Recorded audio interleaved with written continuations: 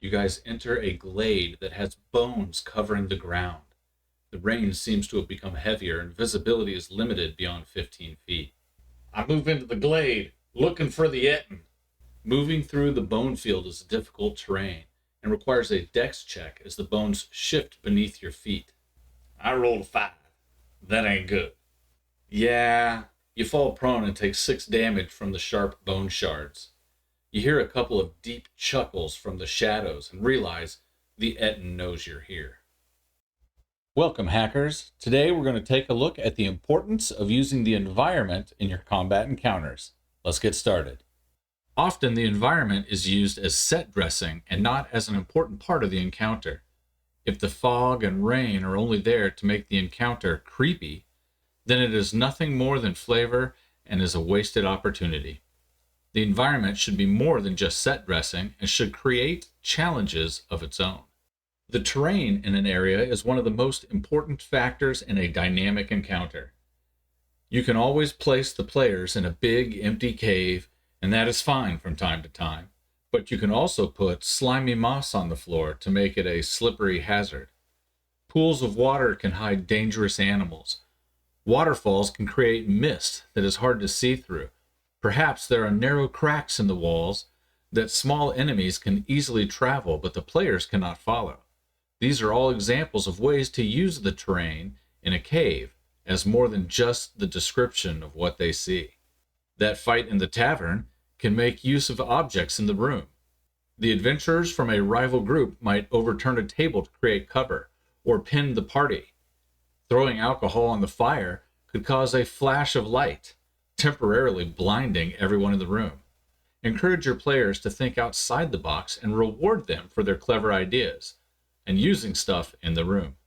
Weather is rarely something that gets considered when creating encounters. We think of weather only in the extremes, but weather can have an effect on the game far more often. Sure, the storm might limit vision and movement, but even some clear days might have wind that could give ranged attacks disadvantage. Consider creating a chart with lots of possible weather options like rain, wind, snow, storms, fog, floods, or even an aurora borealis. Decide what effects each of these might have on gameplay and roll on the chart to determine the weather. I would decide what % chance I want the weather to be a factor and only roll on the chart that often. Inspiration for using the environment can be found in all sorts of places. Look at popular fiction and movies for examples. Almost every Jackie Chan movie has Jackie's character using the environment to fight off dozens of guys at a time. The Daredevil TV show is filled with fight scenes in hallways so that the hero can limit the number of bad guys that can get to him at once. Next time you watch a movie or a TV show, keep an eye on how everyone uses the environment. Leave a comment below about one of your favorite fight scenes in a movie and how you would use that in an encounter. Remember that the monsters are not stupid. Well, most of them aren't. Creatures will be familiar with their own homes and the features that it has. In a previous video about an Etten that has gained some levels in Sorcerer and Warlock, link above, we can also use the terrain to the Etten's advantage. He may be aware of hidden traps that he can push the players into. He can use cover that he is familiar with, and the players may have a harder time finding a place to hide. He can even use narrow passages to keep players from flanking him.